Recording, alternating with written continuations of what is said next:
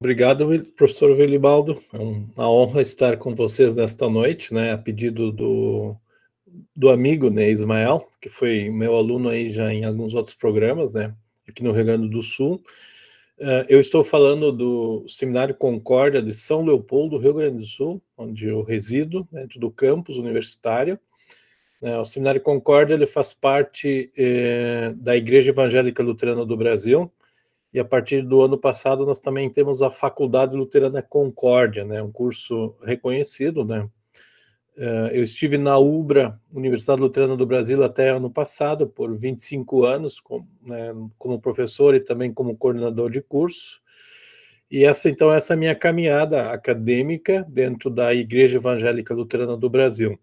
Antes disso, eu fui pastor em Curitiba, na região de Curitiba, né, nos anos 90. Então, permaneci 9 anos na cidade da Grande Curitiba, Curitiba e São José dos Pinhais, que foram a minha atuação. De formação, então, eu tenho graduação em teologia, tenho licenciatura em letras, algumas pós, né, na área do ensino à distância, um mestrado em teologia e também um doutorado no Concordia Theological Seminary de Fort Wayne, Indiana, nos Estados Unidos, né. A minha área de pesquisa ela é basicamente a identidade confessional da Igreja Cristã para o século XXI. Obviamente que eu uso alguns ombros, né? E meus ombros aqui são, no caso, o pensamento luterano confessional. Eu vou usar um pouco hoje isso para mostrar para vocês como é que os luteranos no século XVI resgataram o conteúdo bíblico, especialmente à luz de Paulo, que é a proposta que a gente tem hoje à noite. Então eu vou conduzir vocês, né, para refletir um pouquinho sobre a recepção do pensamento de Paulo na vida e na obra de Martinho Lutero.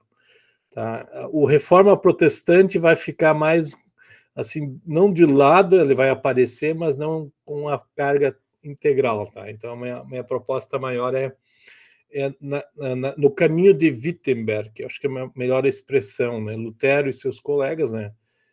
Lutero não faz a sua caminhada acadêmica e teológica junto à igreja de forma isolada, tem mais gente ajudando ele, tá bom? Dito isso, né, eu gostaria então de conduzir vocês, né, por 40 minutos mais ou menos, ou até um pouquinho mais, e eu quero compartilhar algumas ideias, né, que eu coloquei num PowerPoint aqui, que facilita um pouquinho até para a gente resgatar e conduzir a conversa, tá? Rapidamente, então, para a gente se localizar, sim? Alguém quer conversar? Alguém levantou a mão? Sim. Só uma questão. A gente vai deixar para o final, professor Clóvis, as perguntas? Isso? Por favor. Então, vou pedir para o pessoal ir anotando. Eu já estou com caneta na mão, eu também vou anotar minhas perguntas. Mas a gente vai anotando as considerações e perguntas, e ao final, eu e o Rui, a gente vai organizar esse momento de debate, de conversa. Beleza, pessoal? Perfeito. Obrigado, professor. Então, rapidamente, resgatando, né, nós conhecemos nossa Bíblia, né, nosso pacote bíblico, né, nosso texto bíblico, né, a história do primeiro século, né, nós não temos, em tese, nenhum texto bíblico do segundo século, né, nós terminamos com as cartas de João ali, praticamente no final do primeiro século. Nós temos a igreja dos pais apostólicos, que vocês são de história, conhecem isso muito bem, né, os primeiros séculos. Inclusive, nós estamos este ano comemorando Nicéia, né, os 325, Nicéia é importante, tá? Ele é importante não só para a história em si, que vem na sequência, mas também para resgatar ou testemunhar o que o texto bíblico nos diz, né, dos primeiros séculos, já no quarto século, 325. E a partir, então, da chamada Igreja Antiga, né, vamos colocar aí quarto, quinto século em diante, nós temos, então, uma tentativa de dar um passo além, né? Eu vou só mencionar aqui Agostinho, que vocês conhecem muito bem, já estudaram ele bastante, né? Eu vejo em Agostinho, e isso me interessa neste momento dizer, o teólogo da graça, né, que traduziu a mensagem do apóstolo Paulo para o seu contexto. Claro que uma das grandes dificuldades de todos nós é o quanto a gente bebe do texto bíblico e quanto a gente bebe de outras fontes, né? E Agostinho foi um cara, né, na vida pregressa à sua fé cristã, ele bebeu também de fontes filosóficas muito fortes, né? Então, nós não podemos esquecer da influência, talvez, platônica de Agostinho. Eu só vou mencionar isso rapidamente, não é um interesse agora. A igreja, então, ela precisa, digamos assim, caminhar com Agostinho, e Agostinho, então, reconhece a obra de Deus, né? Reflete muito bem, né? E uma das coisas que, ultimamente, eu tenho refletido em Agostinho é uma distinção entre a natureza de Deus, né? Deus em si e a Trindade, né? Agostinho é o primeiro a fazer essa distinção. Isso gera até uma certa separação. Então, eu vejo em Agostinho, às vezes, algumas situações onde a fé e a vida cristã tem um hiato, tem um buraco no meio, tá? Então, até hoje eu participei de um curso aí onde alguém usou uma expressão, né? Ut et frui, que vem lá de Agostinho, né? Dizer, aquilo que Deus nos deu não serve para a gente viver, né? Agostinho, pelo seu platonismo, muitas vezes é caracterizado como um teólogo que viu a graça de Deus, mas não conseguiu viver isso. Inclusive, Agostinho cria um período na história onde há uma distinção entre vida civil e vida eclesiástica, assim por diante. Dando um pulo aí de alguns anos, de mais ou menos uns 800, 900 anos, vamos lá para o século XIII, nos anos 1200, mais ou menos, a igreja, então, faz uma reforma, quase que deixa Agostinho de lado, e aí entra uma outra abordagem forte, né, além da teologia, que é Aristóteles, né? E aqui agora eu estou pensando, eu coloquei duas frases aqui que são importantes, elas vão determinar a história da Idade Média alta e tardia, que faz chegar até Lutero, tá? Então, quando eu quero chegar a Lutero, eu preciso lembrar que nós temos, no período da Idade Média alta, que começa aí, então, no ano 1200, com Tomás de Aquino, eu gosto de citar o Concílio de Latrão, o quarto, 1215 ou 1200 alguma coisa, onde a igreja estabelece, então, uma nova forma de fazer teologia, mesclando, então, um realismo teológico muito forte. Então, nós vemos, por exemplo, né, eu coloco aqui uma abordagem, além da fé, uma psicologia motivacional, tá? Onde você percebe que a obra de Deus não é suficiente, então você precisa formar a tua fé pela caridade. Ele tem uma expressão, fides caritate formata, tá? Então, o concílio de Latrão, ele exige uma coparticipação humana, tá? E isso a gente vê muito bem, por exemplo, nas ênfases que a gente encontra em Tomás de Aquino, onde a lei natural, que vale para todos, ela precisa ser complementada com ordens próprias na igreja, né? Então, por exemplo, os 7 pecados capitais recebem muita ênfase, a vida no espírito, que é uma vida distinta da vida natural que você tem, que Deus deu na criação, né? Então, isso tem um elemento muito forte, né? Então, o apóstolo Paulo, ele é quase negligenciado, ele é o apóstolo da graça, sim, mas na estrutura então, da Idade Média alta, ele não recebe tanta atenção. Próximo a Lutero, nós temos um outro movimento, e aí temos uma outra frase, faz aquilo que está dentro de você, que Deus vai se agradar de você. Então, no final da Idade Média, já eu chamo de Idade Média tardia, o ser humano já nem conhecia mais Deus, né? Então, de qualquer jeito, você tinha que fazer algo para que Deus reconhecesse a tua obra, né? Nós também temos um sinergismo, um pelagianismo, um semi-pelagianismo aí presente. E essa abordagem, ou essas duas abordagens, que em si são muito semelhantes, mas elas são distintas na história, né? A primeira é a via antiga e a segunda é a via moderna, né? Já está próxima aí na época de Lutero, tá? O primeiro movimento é um realismo e o segundo é um nominalismo. Então, vocês devem conhecer isso bem na história. E aí, a igreja nos mostra uma analogia das coisas de Deus comparando com as coisas do ser humano. Eu escrevo ali embaixo a analogia do ser humano, a analogia da identidade, né? Então, os conceitos de Deus, os conceitos teológicos, eles são misturados com as experiências humanas, tá? E essa é basicamente, então, uma descrição rápida, e aí eu já coloco no quadro aqui como a reforma ela vai reagir, tá? Por exemplo, qual é a expressão-chave na via antiga, na via moderna, e como a resposta luterana. Na via antiga, nós temos a fé formada pelo amor, na via moderna, faz aquilo que está dentro de você, e na proposta, então, da reforma, e Lutero vai ser um dos que vai articular isso, nós temos a expressão sola fide. O que é isso? É a fé como aquela que justifica, não porque seja tão boa e digna em si, mas porque ela se apega a Cristo, vai dizer Lutero no seu comentário a Gálatas, né? Então, no fundo, não é uma coisa interiorizada, não é uma coisa performática, mas a fé é algo recebido. E isso é importante, né? E aí eu coloco uma expressão aqui: fé é como uma mão vazia que recebe o que Deus oferece. Estava muito claro nos textos bíblicos e também nos credos da Igreja Antiga, mas que com a influência da filosofia se perde essa noção. A ênfase principal na via antiga é a cooperação da fé com o amor, e aí nós temos um conceito interessante, que é o mérito de condigno, não sei se vocês lembram, conhecem essa expressão. Na via moderna, nós temos o esforço moral humano prévio à graça. As pessoas não conhecem Deus, né? Existe uma expressão na França, no final da Idade Média tardia, é uma conversa de Satanás com um carvoreiro, um cara que trabalhava numa mina de carvão. Satanás pergunta: qual é a tua fé? Eu creio aquilo que a igreja crê. Mas o que a igreja crê? Ela crê o que eu creio. No fundo, não se sabia mais o que se cria.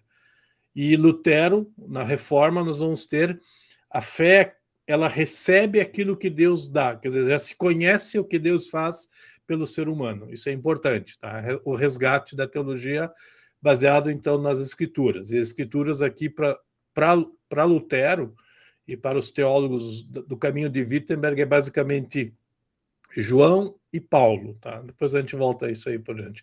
O conceito de justificação é um processo na via antiga, e na via moderna é uma recompensa graciosa pelo esforço ético. Tá? Na reforma luterana, a justificação é um ato forense de Deus, e que Deus aqui tem que ser entendido como a primeira pessoa. Se usava isso na igreja antiga e se usa também na reforma. Quando se fala em Deus, sempre se pensa em Pai, que declara justo o pecador através da obra de Cristo. A fé não é uma obra, não é uma qualidade humana, pela ação do Espírito Santo. E aqui nós temos um conceito antigo, muito importante, que eu vejo isso no pensamento da reforma. Tudo começa com o Pai, passa pelo Filho, doado pelo Espírito Santo, retornando ao Pai. Então é o princípio a patre ad patrem. Não apenas a justiça, mas o próprio Cristo está presente e é a luta dele em meu favor. Tá? Então o Espírito Santo faz isso. Então esse é um princípio importante dentro do pensamento da reforma, que vai ser recuperado a partir de Paulo. Pela fé, o que é a fé então na via antiga? Essa fé deve estar vivificada pelo amor, né? O velho drama, né? Paulo e Tiago, né? Fé sem obras é morta, né? E a fé sem as obras sem fé também não têm valor, né? A via moderna, a fé depende da disposição interior moral. E para a reforma, a fé vai ser um dom operado pelo Espírito Santo, não tem nada a ver no crente, tá? Que concede a graça de Cristo. O papel da graça, né, nesses caminhos no primeiro momento é uma graça infundida, e depois é uma graça concedida a partir daquilo que se pode fazer. E para a reforma, a graça é gratuita porque é operada pelo próprio Deus, que pode ser resistida pelo ser humano. Quando nós lidarmos com o conceito de eleição, por exemplo, em Romanos 8, 9 ali, onde o apóstolo Lutero vai cedo detectar isso, essa graça ela pode ser dita: não, você não pode. E aí você assume o risco totalmente, tá? Uma outra questão, então, resumindo essa transição aqui, na via antiga nós temos o sinergismo, Deus e o homem cooperando. Na via moderna nós temos sinergismo ético, ação humana mais a graça reativa, tá? E é interessante quando as 95 teses são anunciadas por Lutero, onde ele questiona a venda de uma salvação pós-morte, né, que são as indulgências, né, é uma proposta onde uma pessoa tenta convencer alguém para se segurar em alguma coisa que tenha autorização pelo Papa, né, que é uma indulgência. Aí Lutero diz, não, a única garantia que eu tenho é aquela garantia que o próprio Deus me dá. Então, somente Deus opera a salvação. Eu não gosto muito do termo monergismo, mas é um movimento único de Deus, feito através da Trindade. E aí nós nos distanciamos um pouquinho de Agostinho, que separa Deus da Trindade.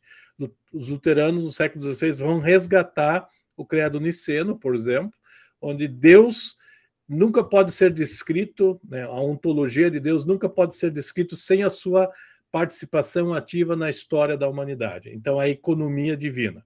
Então, o Deus envolvido, tá, na obra de Cristo, né, revelando-se na obra de Cristo. Isso é importante, né? Na leitura de Paulo, então, na Idade Média Alta, se dá como um Paulo moralista e um guia ascético, tá? Na via moderna, no período próximo à Reforma, Paulo é um legislador ético e meritório. Os mandamentos vão ser resgatados, né? Na via antiga, os dons do Espírito de Gálatas são importantes. Na via moderna, mais o Sermão do Monte, mais as prescrições de Paulo nas exortações, por exemplo, finais de cartas, como Efésios, né, e assim por diante, vão ser também determinantes, mas muito mais como mandamentos, tá? Na Reforma Luterana, então, ou na Reforma do século XVI, Paulo é descrito, e aí é interessante, junta-se a visão, a ênfase de Agostinho, né? O Paulo é o apóstolo da graça, lembrando Agostinho, e é o da justiça de Deus. Isso lembra Anselmo de Cantuária, né? E aí nós temos a junção desses dois elementos, né? Jesus é dádiva, mas também pode ser modelo, em certo sentido. Nós temos a chamada teologia da cruz, de Lutero, dos teólogos da Reforma, que é uma presença real de um Deus que se envolve com minha e com tua história, tá? Se a gente usar um princípio hermenêutico chamado lei e evangelho, na via antiga nós temos uma confusão frequente, que é ética como meio de salvação. Na via moderna, o evangelho simplesmente confirma aquilo que eu fiz, né? Na Reforma nós vamos ter, então, uma distinção clara. Evangelho é também uma pessoa. Evangelho não é uma ideia. Evangelho não é uma relação. Tá? Quando os alunos me pedem, professor, seja evangélico, eu disse, eu não posso morrer por vocês, nem vou. Mas na Bíblia nós temos alguém que morre por cada um de nós. Isso é evangelho, tá? Evangelho é a boa nova que o Espírito Santo me revela. Tá? Não é uma coisa que eu creio, que eu defino.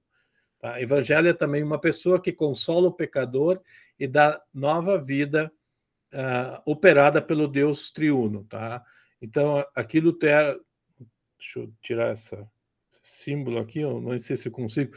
Lutero lê Paulo, né, como um Deus que continua falando no século XVI.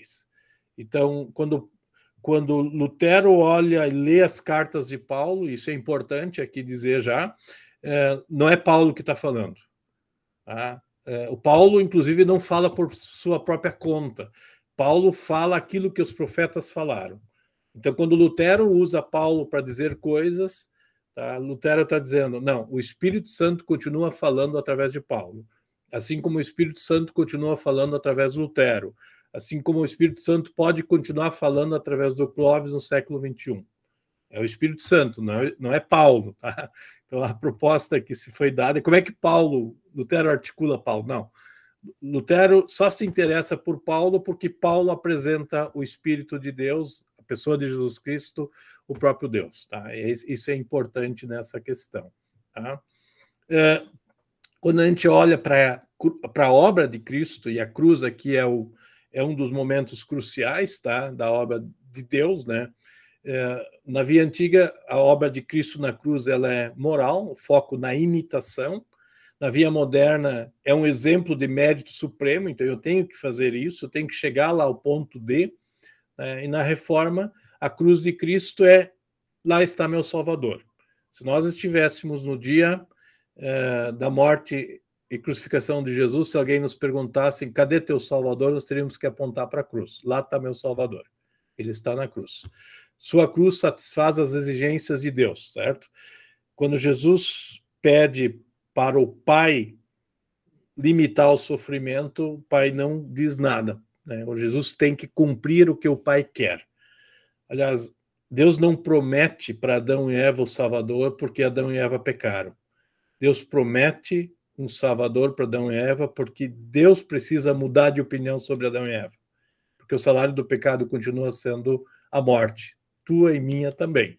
Nós, como descendentes de Adão, teremos que morrer, tá? Com exceção de um Moisés, que sumiu, né, de um Elias, e o restante, todos nós, gente, sem arrebatamento. Eu creio que nós vamos todos ter que morrer. Pode ser uma coisa rápida, mas todo o salário do pecado continua sendo a morte. Então, vocês e eu vamos ter que passar por ela. Tá? Qual é o impacto pastoral sobre isso? Na Via Antiga, então, você não tinha segurança da salvação, você nunca sabia quanto você tinha feito para estar salvo, você tinha que complementar o teu credo, né? Na Via Moderna tem uma ansiedade, peraí, será que eu estou fazendo a coisa certa? Isso entra na vida de Lutero. E na Reforma Luterana nós vamos ver o quê? Um consolo da consciência, uma certeza da salvação operada por Deus. Deus me deu tudo. Deus me libertou, né, das garras de todos os meus inimigos. Quais são meus inimigos? Satanás e seus aliados, que continuam presentes. Enquanto eu estou nesse corpo, eu ainda continuo sendo inimigo. Eu continuo sendo um descendente de Adão também. Tá? Então, os luteranos vão trabalhar com uma hermenêutica das distinções. Eu sou novo homem pelo Espírito Santo em Cristo, mas eu sou velho homem, ou natureza ainda mortal, a partir da descendência de Adão. Mas em Cristo eu tenho certeza de que, como meu Senhor desceu à morte, isso diz o salmista, e isso é recuperado através de Paulo, eu preciso descer à morte assim como meu Senhor desceu, mas eu não vou ficar lá. Tá? Nós cremos nisso, né? Isso é importante até para o nosso consolo quando a gente lida com perdas. Tá? Crítica confessional, então os luteranos vão criticar o pensamento da Via Antiga, dizendo que é uma mistura entre o que Deus exige do ser humano e o que Deus dá. Na Via Moderna existe uma subversão da graça, tá? E é interessante que o nomismo, mesmo copiando coisas de Deus, ele não consegue traduzir-se numa mensagem bíblica, ele é parcial. E, a partir da Reforma, nós resgatamos as Escrituras como autoridade, no sentido de perceber que aquilo que Deus originalmente fez continua valendo, né? Gênesis anterior a Gênesis 3,15, precisa valer ainda, sim, mas entra na história um novo personagem que é Gênesis 3,15, né? Que é a pessoa e obra de Jesus Cristo.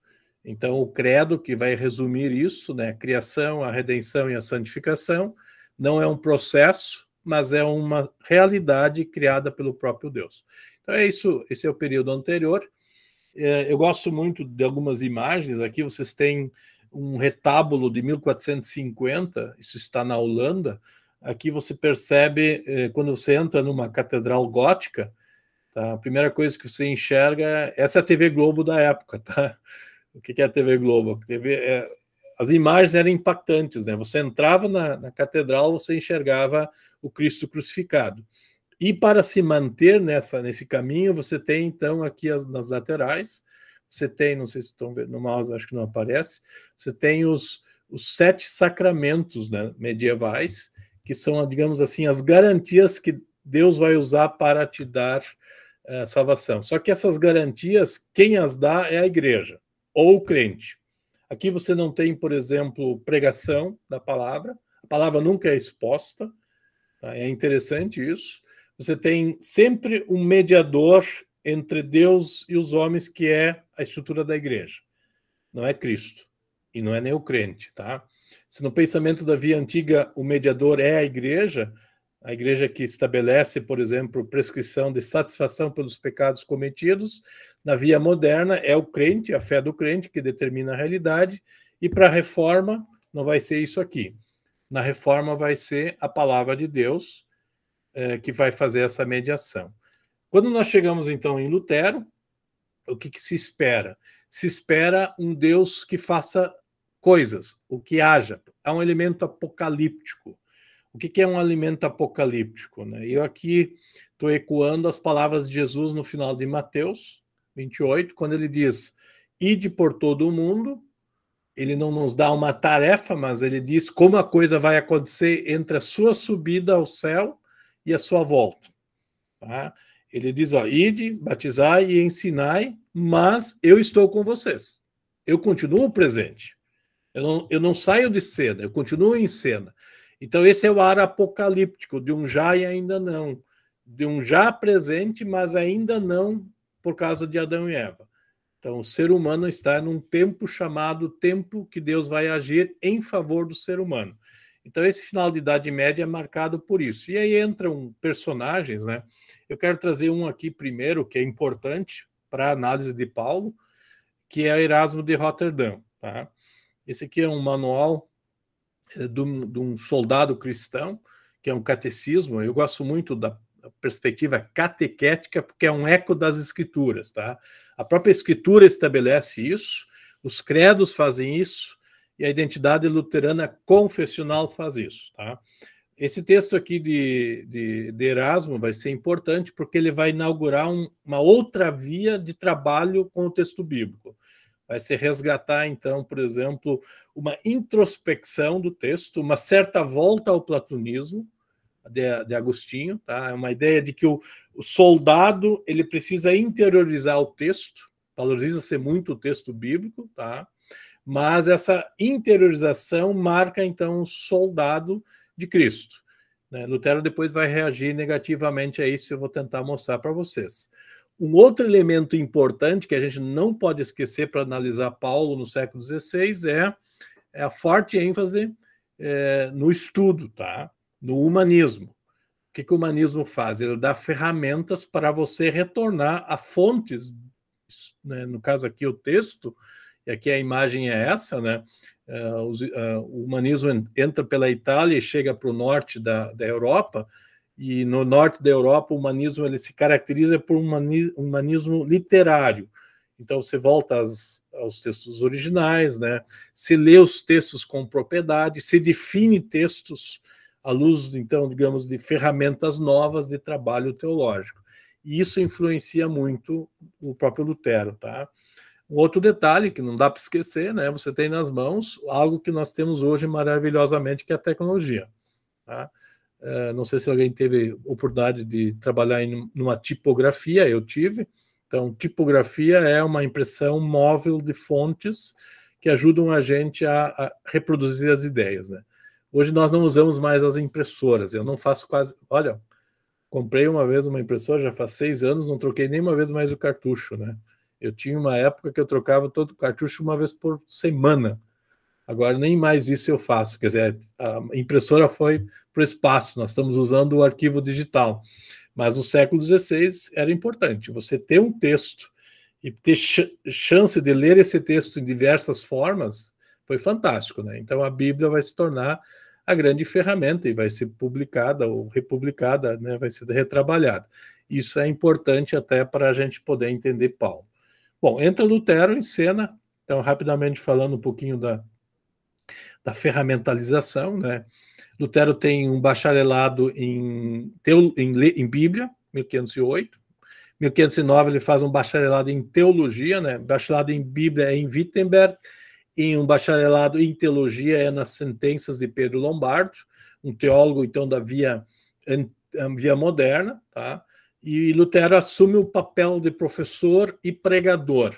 Essa sintonia, ou essa dupla identidade profissional de Lutero faz com que a gente tenha um Lutero, digamos assim, professor-pastor. Púlpito, a cátedra e o púlpito se encontram em Lutero, tá? Isso é importante.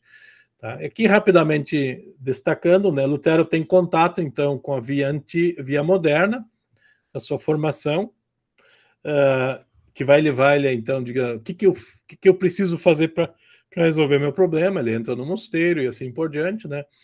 Quando ele faz o bacharelado em teologia, em 1508, 1509, ele tem contato com o humanismo patrístico, que é uma forma de via antiga, mas já tendo acesso ao texto bíblico. E ali ele lê o texto bíblico, tá? Então, nós temos elementos, já em 1508 e 1509, Lutero tem clareza da obra de Cristo e da situação do crente, tá? Do ser humano, tá? Como criador, a relação de criador e criatura, que é importante, tá? Então, ele vai descobrindo aos poucos o conceito de justiça de Deus, que não envolve o ser humano, como eu disse antes. A justiça de Deus envolve o próprio Deus. Deus não pede para Adão e Eva, vocês têm que pagar pelo pecado de vocês. Não, o salário do pecado é determinado pela lei. Vocês não devem comer da árvore e comeram. Essa é a lei, a palavra de Deus. Para suprir essa lei, Deus manda Cristo, o Evangelho. Então, essa é essa leitura catequética que a gente vai ter. O Erasmo vai ser um pouco diferente, como eu mencionei antes. O Erasmo vai propor uma leitura de Paulo baseada numa interiorização da fé, tá? A justiça, inclusive, é do próprio ser humano, né? Então, essa visão platônica de Erasmo vai estar presente, tá? Erasmo vai ser um reformador moral, né? Ele vai influenciar muito Carlos V, o imperador do Sacro Império Romano, né? Católico romano, né? Que vai lutar contra os luteranos lá na Confissão de Augsburgo mais adiante. Luteranos vão dizer que a justificação é um ato de Deus, fora de Deus, em favor do ser humano. A gente usa o conceito de justificação forense, tá? Mas eu prefiro usar depois um outro termo que eu vou trazer, que é a questão da troca feliz. Para mim, justificação é uma relação que Deus estabelece com a gente. E essa relação é mediada pelo noivo que assume a impureza da noiva. Isso está no comentário de Gálatas, tá? Erasmo vai fazer, digamos assim, uma leitura filológica do texto.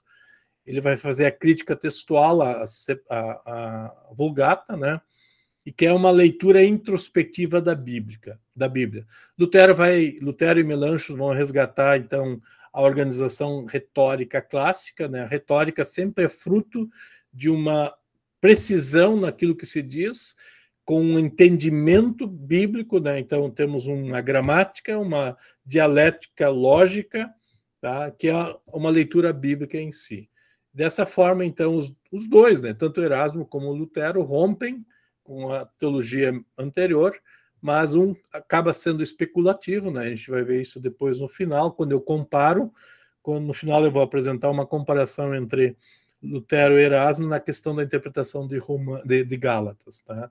Lutero, então, rompe com as vias modernas, combatendo o sinergismo e criando um caminho que eu chamo de o caminho de Wittenberg, onde Lutero e Melanchthon estão presentes. Eu quero só destacar aqui, isso é importante nessa altura, e eu quero passar adiante. O que é, para Erasmo, Paulo é um mestre moral e espiritual. Para Lutero e para Melanchthon, Paulo é um proclamador do evangelho puro, base da doutrina, então, de Wittenberg. O caminho de Wittenberg não depende do que Paulo ensinou, mas do que o Espírito Santo afirmou por meio de Paulo. Percebem essa ênfase? Nós não estamos olhando para Paulo, tá? Nós estamos olhando para a obra de Deus feita através de Paulo, assim como nós devemos olhar para a obra de Deus feita através de nós hoje. Essa é uma questão muito importante. Isso aparece, por exemplo, em dois momentos da história posterior, 1530, quando o imperador Carlos V está diante da Dieta de Augsburgo e pede que o Espírito Santo o use para fazer a reforma na igreja necessária. Tá? E Carlos V, então, se acha como se fosse um quarto artigo do credo, eu sempre brinco. Já tem um outro representante, então, de Wittenberg, chamado João o Constante, que representa Wittenberg nessa Dieta de Augsburgo. Ele diz, não, eu não estou falando sobre mim, eu ainda estou falando de um Deus conosco. Tá? Então, a Confissão de Augsburgo, que é importante documento para o luteranismo confessional, é o testemunho de que Deus continua ativo. Tá? Lutero diz isso no enterro desse João, né? É o substituto do eleitor Frederico o Sábio, né? Inclusive são irmãos, né? O Frederico morre em 1525 e esse João diz, né, diante do imperador Carlos V, que Deus continua ativo no mundo e fazendo sua obra, como Lutero defendia juntamente com seus colegas. Quando Lutero entra em cena, eu gosto muito disso aqui. Isso aqui é uma foto tirada na cidade de Wittenberg em 1500 desculpe, eu não estava lá em 1517. Isso aqui é uma foto que eu tirei em 2017, nos 500 anos da Reforma. Eu faço parte da Comissão Editorial Obras de Lutero, e eu estava em 2017, então, a convite do Congresso Internacional de Lutero. A gente visitou a cidade de Wittenberg, participou do congresso. Isso aqui é uma latrina, né? Uma capunga, não sei se vocês são da roça. Quem é da roça deve lembrar, tá? A chamada experiência da torre de Lutero. Desculpa a brincadeira, tá? Não estou brincando aí, não. Isso aqui tinha uma sala junto à casa de Lutero cheia desses negócios, tá? Então eu tirei uma foto para dizer assim, quando a gente está fazendo o número 2, Deus também talvez esteja habitando a gente por causa do que ele disse, né? Então, por favor, não me entendam mal, por favor, não estou dizendo nada aqui.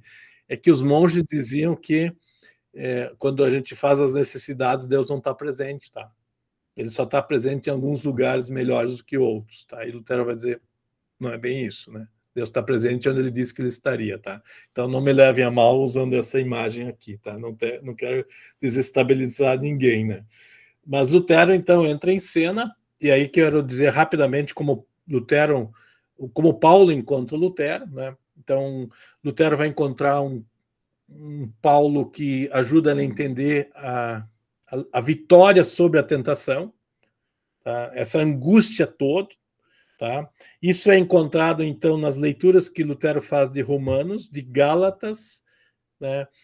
Isso inicialmente, tá? Antes de 1520. Então, Lutero leu muito, né, Romanos e Gálatas. Depois, a partir do chamado debate de Heidelberg, que é em 1518, 1 Coríntios, né, 1 Coríntios, capítulos 1 e 2 se tornam importantes, em 1518, e em 1519 também, onde Lutero, então, tira do indivíduo a cruz e coloca a cruz em Cristo.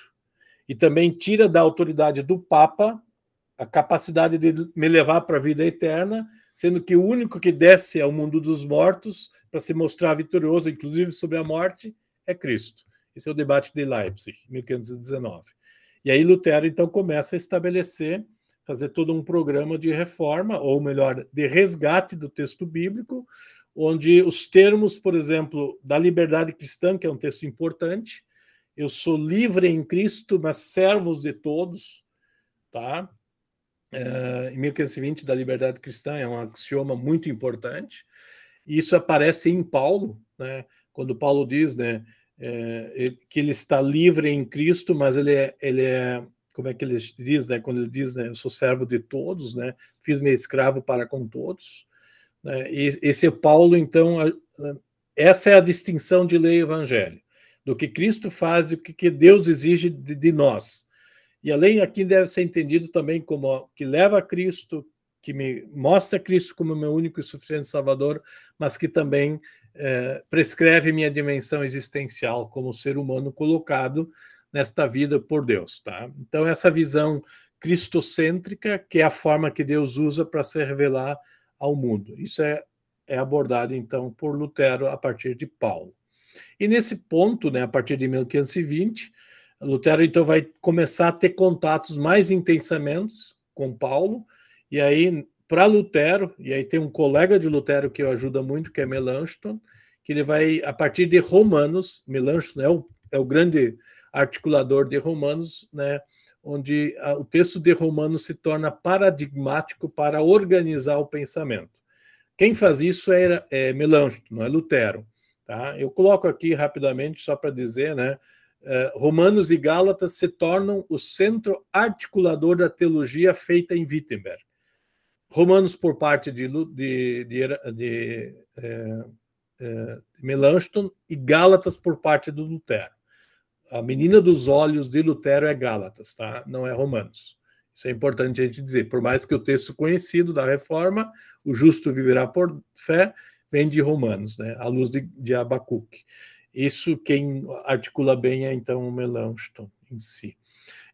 Rapidamente dizendo, eu quero só citar isso aqui, eu vou ter que pular porque o tempo já está indo, numa carta que ele escreve à sua esposa, em 1546, Lutero morre no dia 18 de fevereiro de 1546, então é uma carta de uns 10, 11 dias antes. Ele diz assim: você, querida Ketty, ele chamava carinhosamente a Catarina de Ketty, leia João e o Catecismo Menor. Catecismo Menor, para Lutero, é o texto de Romanos, tá? Esse é o ponto em si, isso eu já vou mostrar, né? Então, tudo nesse livro foi dito a meu respeito. Então, o que Lutero está sugerindo? Para ele, né, o resumo da vida é João e Paulo, tá? Esse é o grande ponto aqui. E aí Lutero vai dizer: eu também sou um aluno eterno do catecismo, aqui sumarizando as escrituras, e quem não o conhece não pode ser considerado cristão, diz ele. Então, rapidamente recuperando, nesse quadro aqui, então, como Lutero encontra Paulo, tá? Primeiro, né, a universalização do conceito de pecado, né, quando Paulo argumenta em Romanos 1 e 2 que tanto gentios como judeus são pecadores, isso à luz da criação de Deus. Depois, como o credo, a promessa de Cristo, Romanos 3, 4 e adiante, e como o Espírito Santo usa a obra de Cristo em meu favor, tá? Isso está nessa estrutura. Isso aqui é o capítulo 5, 6 e 7 e 8 de Romanos, tá? Como Deus me escolhe, me elege, né? Isso é importante, né? Esse foi um drama que Lutero detectou cedo, né? Nós vamos depois ter aí nos outros movimentos reformadores a ideia de uma eleição ou de uma predestinação. Os luteranos não gostam de ter uma predestinação, eles falam eleição, tá? Então, o batismo, absolvição e santa ceia mostra no pensamento de Lutero a presença de Cristo em nosso favor. Então, a dimensão existencial do meu consolo está em Cristo, tá? E isso me faz viver. E aqui nós temos, então, um distanciamento em relação ao Agostinho, né, que não consegue ver a vida cristã como sendo uma dádiva de Deus, tá? A tábua dos deveres, a vocação e assim por diante, e também não é as obras como exigências para provar que você é cristão. Então, as obras sempre são frutos da fé. Isso os luteranos vão destacar muito bem, isso está muito bem articulado nessa dimensão existencial aqui do catecismo. Então, eu mostro o catecismo como um sumário. Tá? Eu tenho aqui vocês têm um quadro, é bem interessante, esse quadro aqui sumariza os meios que os luteranos vão resgatar a partir, então, da leitura bíblica de como Deus continua fazendo a sua obra. Deus. Tá? Nós temos que lembrar que no pensamento medieval, ou nós temos a estrutura, a igreja como sendo o quarto artigo do credo, ou o crente individualmente. Tá? Esses são os dois movimentos pré-reforma. Nenhum dos dois entra na contabilidade.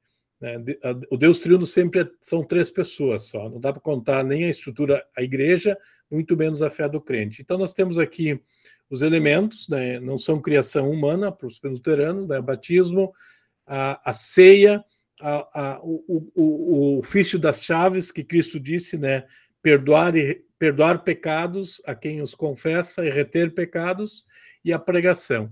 E aqui é nessa figura, nessa foto bem embaixo, não sei se estão conseguindo ver, eu estou com o mouse aqui.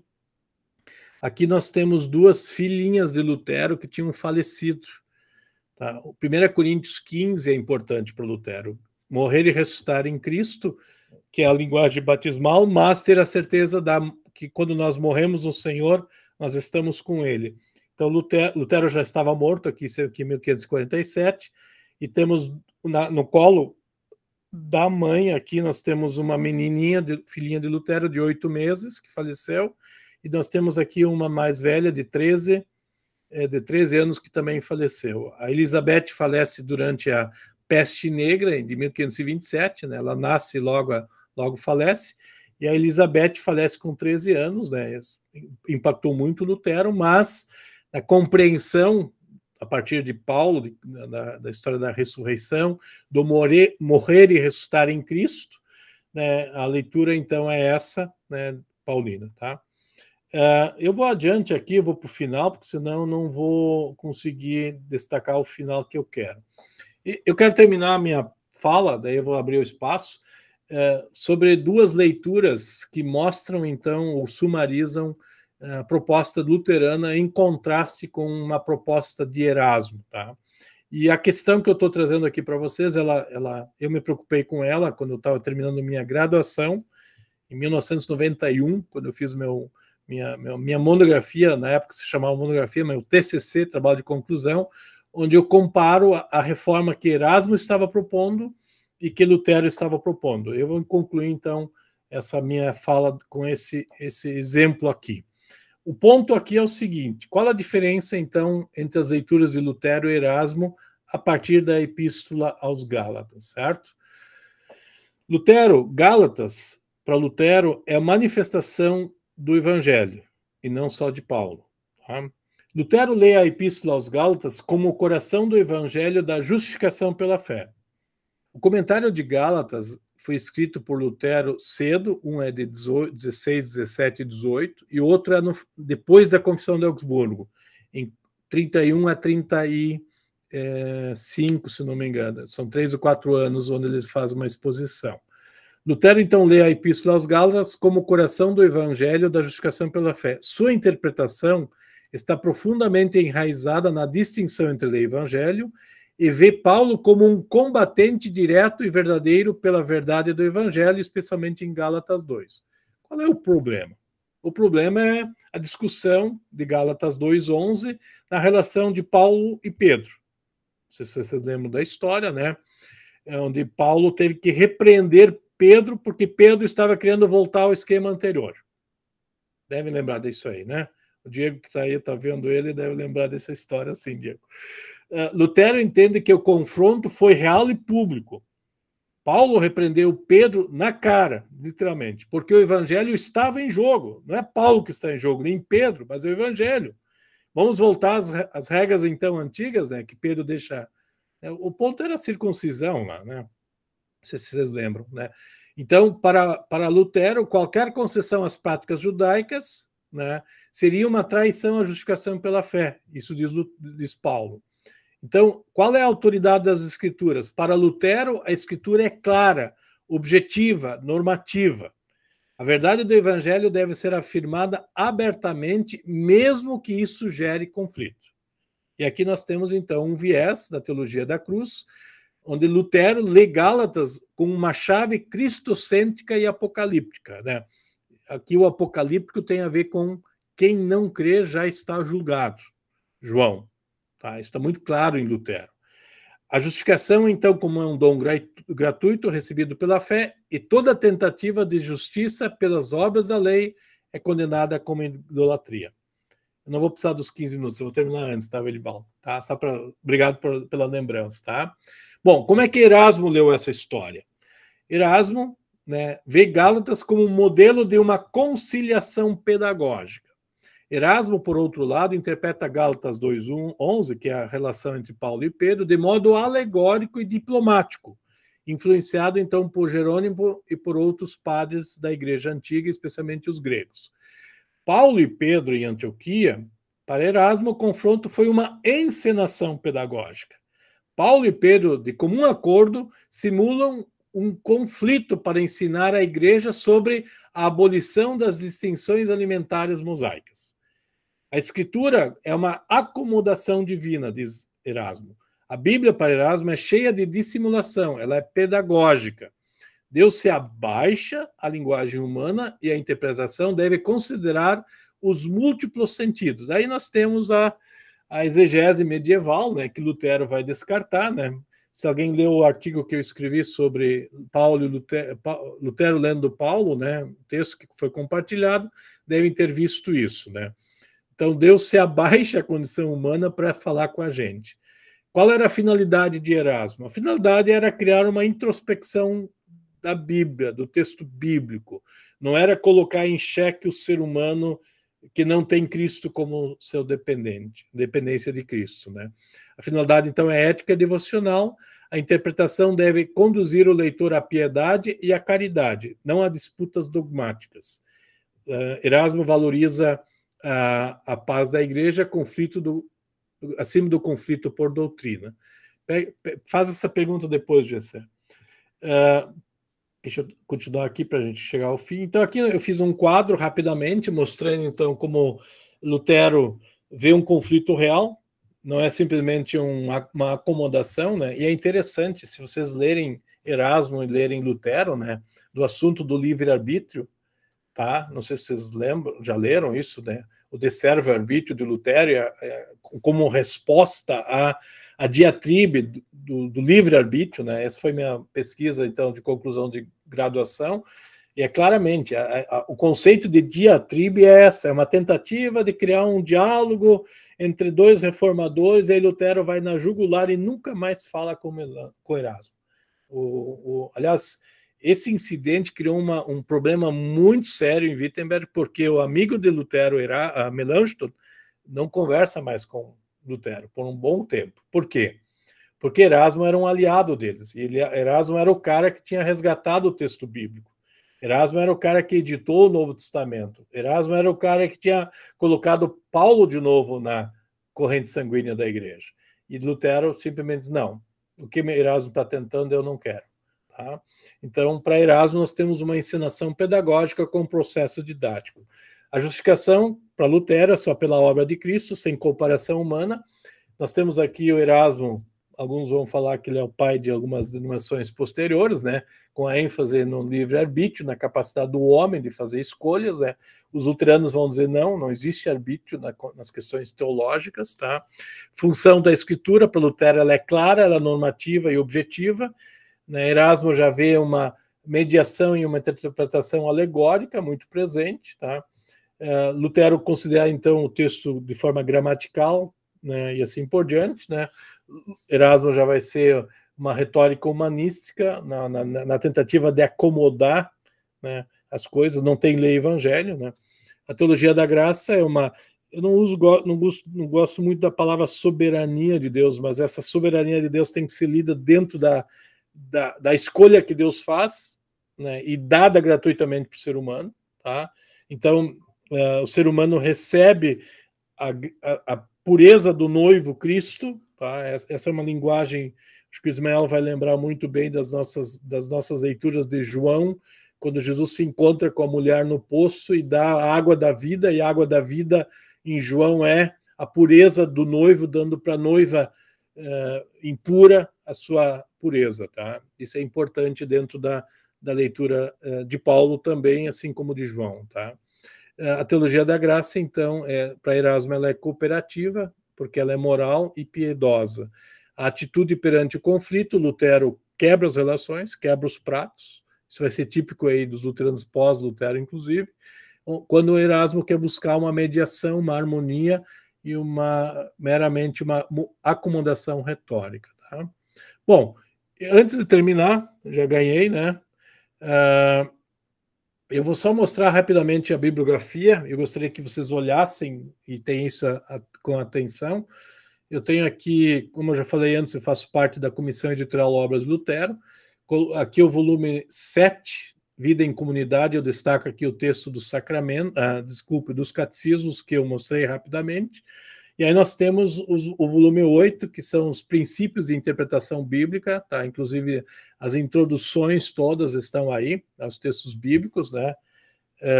E assim por diante. Nós temos depois, no volume número 9, nós temos o comentário de 1 Coríntios 15, que é determinante para Lutero entender essa escatologia em andamento de um já e ainda não. Em Cristo morremos e ressuscitamos, linguagem batismal, isso nos é dado, tá? Então, se vierem roubar os bens, vide e o lar, como diz o Castelo Forte, que tudo se vá, né? Proveito não usar. 1 Timóteo é muito bom, né? O texto ligado ao ministério, tá? Eu fiz essa comparação no texto que vocês leram sobre 2 Timóteo, que eu uso lá, mas Timóteo é, digamos assim, um consolo para Lutero, porque em Timóteo Lutero encontra seu papel, também como pastor. Gálatas está aqui inteiro, tá? A interpretação de Gálatas no volume 10 é importante, porque, como eu há pouco citei com a comparação com Erasmo, o Gálatas se torna determinante para a compreensão do que Deus faz por nós, e como nós não podemos misturar lei e evangelho, né, pelas exigências humanas. A carta a Tito ajudou Lutero a entender o papel, digamos assim, de uma vida restaurada em Cristo já. Então, especialmente a segunda parte da carta a Tito, né, quando nós temos toda a dimensão da vida cristã no dia a dia, tá, nas ordens que Deus criou e nos colocou, Tito é importante, é um comentário dos anos 1523, 24, por ali. Nós temos aqui, então, uma reprodução a mais atualizada de Romanos, do Catecismo Menor. Tem um exercício que eu fiz, isso que você estuda enquanto na Amazon depois. Eu vou compartilhar a minha apresentação. Os Catecismos de Lutero é um texto que eu escrevi, eu gosto muito desse aspecto de eco das Escrituras, tá? Nós temos que ecoar as Escrituras. O livro de Concórdia está aí, que para mim é o grande ponto. Se vocês quiserem um texto bem interessante, um diálogo entre Wittenberg e Genebra, sugiro ler o Cope e o Truman. Eu gosto muito dos dois, né? Eu não concordo com... O Cope me influenciou muito, né? O Truman eu leio muito em sala de aula também com os alunos. Uma biografia de Lutero está aqui, Cativo à Palavra, o Roland Baton, é um clássico. A compreensão da teologia da cruz através do Alistair McGrath é muito legal, tá? Eu gosto muito dela. Então, ele explora aqui 1 Coríntios, tá? 1 e 2, especialmente. Eu gosto muito do texto do Pless, né? O Ismael leu isso na disciplina com a gente.